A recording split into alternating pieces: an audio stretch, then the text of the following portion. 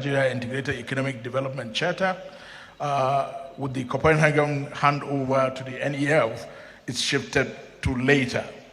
So very soon after this very last Goodwill message, we will be going into the presentations of papers 1 and 2.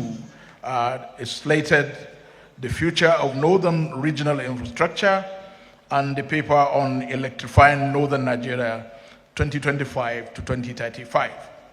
But now it's my privilege and honor to call on His Excellency Senator Abubakar Atiku Bagudu, CON, Honorable Minister of Budget and National Planning, for his Goodwill message. Please put your hands together for him.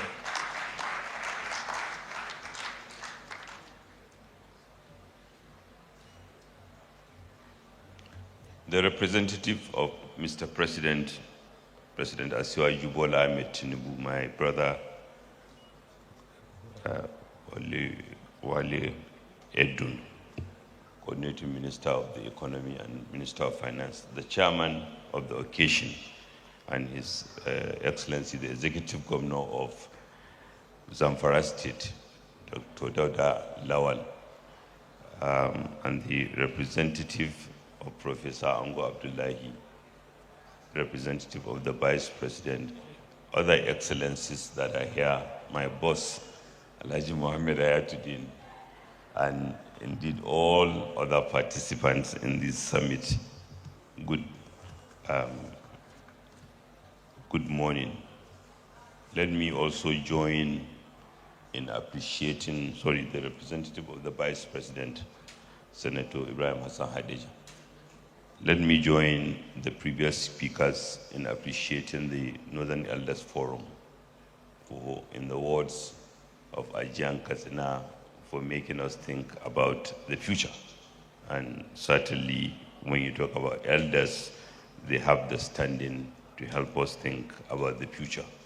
And especially convening under the auspices of Northern Nigeria Investment and Industrialization Summit. And when Northern Nigeria is used, it evokes history. And certainly history is important. And Northern Nigeria is a geographical entity within the larger Nigerian state. And it consists of diversities that hold different promises and potentials, including, of course, and most importantly, 19 state governments and federal capital territory, as well as over 400 local governments. And these are all decision-making units, from planning, from budgets, from administration. So the Northern Nigeria offers a broad spectrum that can provide the opportunity for different investors. Equally, our Constitution, particularly Section 16 of the Constitution, in the economic objectives of our federation, define that we should plan and create an economy that works for all. And we, in this sense, means all those in authority, president, governors, chairmen of local government, are supposed to work together. So it is recognized constitutionally that each part of Nigeria is important to the prosperity of the country. Equally, following from that, in the year 2020, among several historic attempts, we had an Agenda 2050, which was developed, a perspective plan for 30 years, which was developed for the whole country by a combination of private, public sector, civil society, and a broad spectrum of society. And that Agenda 2050 speaks to most of the issues that were raised here, speak with programs that can deliver prosperity to to all parts of Nigeria. It is envisaged that that perspective plan was to be implemented by 6 5-year development plans. We had 2021 to 2025 that is just finishing. And this summit is taking place when we are just working on the 2026-2030. And I happen to, my ministry, the Ministry of Budget and Economic Planning, happens to be the ministry that is coordinating that effort. So for me, I believe it comes at a very pivotal moment, because two of the things we are doing, which follows from the campaign promises President Bola Ahmed Tinubu promised, that in conceiving the renewed hope agenda, let us not go back to the past. Blame game will not take us anywhere, but let us recognize that we are not where we want to be, and to get to where we want to be, we have to make choices, bold, courageous, pleasant, unpleasant, but those choices that can put us on a pedestal that will take us to where we want to be. And thus, the 2026-2030 development plan is a moment to incorporate some of the some of the results that will come from this summit. In particular, we are doing two things differently. We, the state governors and Mr. President and the Vice President, bear the instrument, will form the bedrock of planning by states, aggregated by local governments, from the ward to the local government to the states, and then aggregated at the national level. And so this is a good moment to have people who represent different areas in the north to pay attention to when that economic mapping is taking place, so that, because it's a whole of society effort, so that they can ensure that that mapping include those things that they believe the regions or the areas of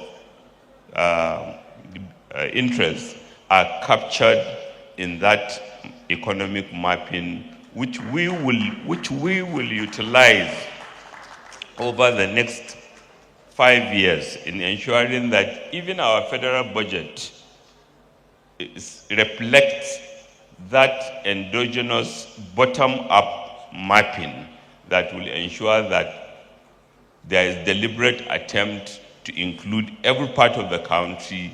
There is deliberate attempt to support each and every part of Nigeria to do better with the economic potentials that they have. So that is, I believe, this comes at a good moment. Of course, because the coordinating minister is going to speak, and I'm sure he will say more on what we have done as administration, and I don't want to preempt him, but there are many things that have been done. The whole of the totality of the Renewed Hope agenda was to remove distortions that will ensure that when, among other leaders of northern Nigeria or any part of Nigeria meet with investors, those distortions that used to be a bar to investment have been dealt away with. A lot of institutional realignment was done to draw attention to the importance of different sectors that can contribute to prosperity, particularly in the north. Among others, Ministry of Livestock, the creation of Blue and Maritime Economy, Ministry of Creative Economy and Tourism, separation of the Ministry of Steel and Development with the solid minerals, actually even recognition that the agricultural ministry should also include food security and food sovereignty, and both have an investment element to it, as well as mortgage development plan. We have done the crude for Naira policy, which to some people may not appreciate how important that is.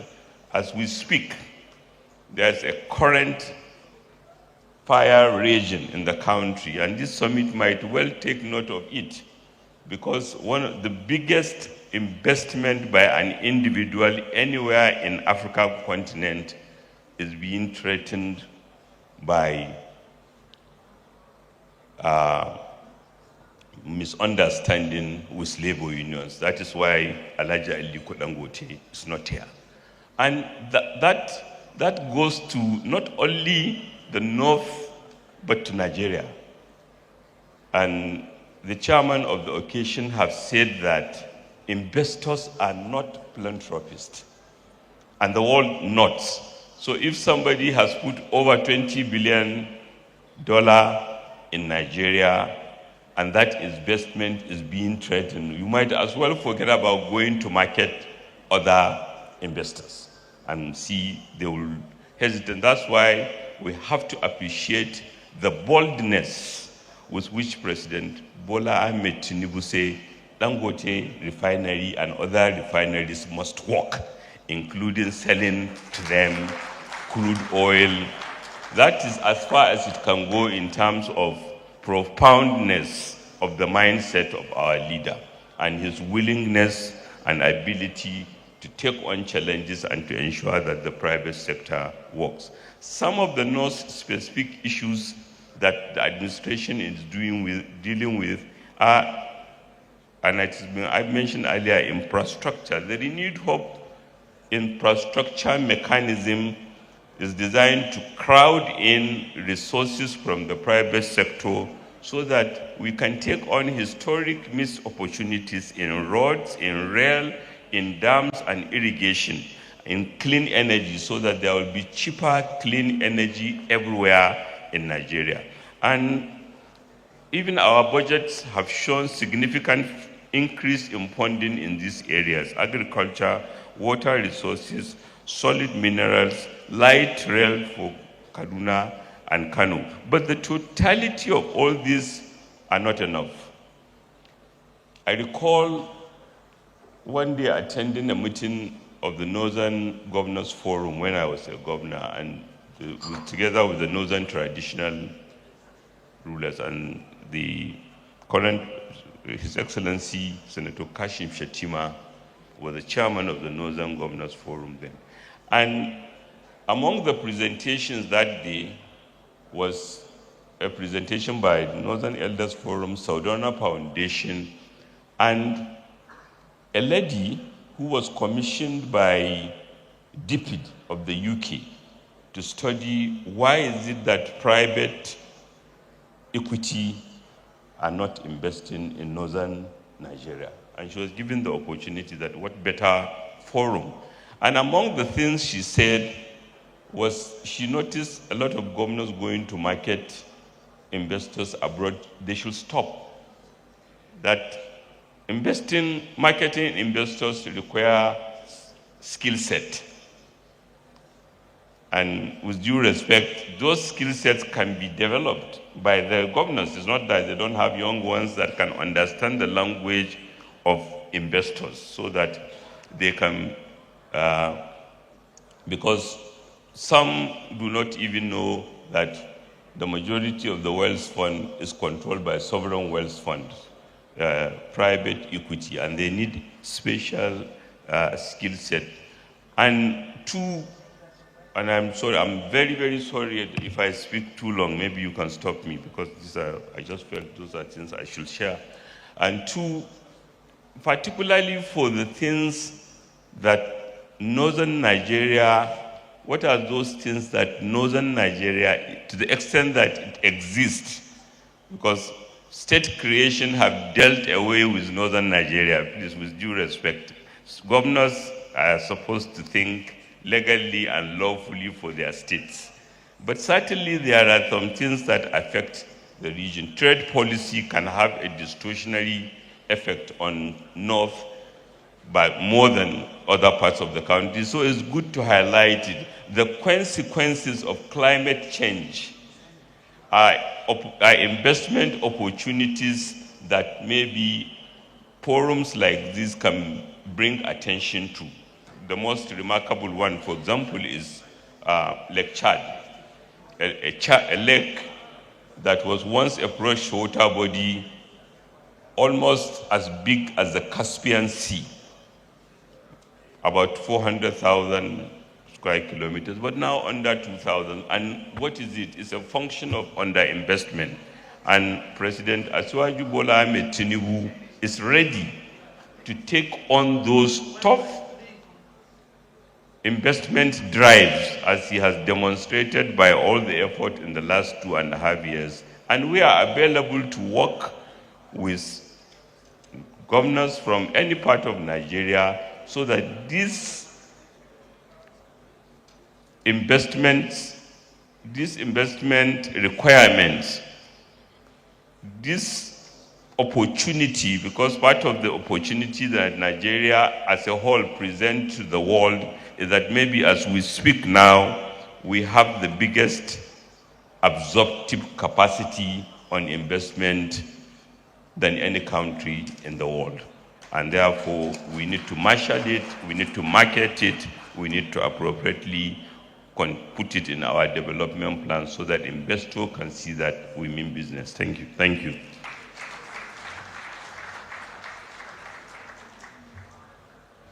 Please put your hands together for His Excellency, the Honorable Minister of Budget and Economic Planning, Senator Abubakar Atiku Bagudu, for that robust speech.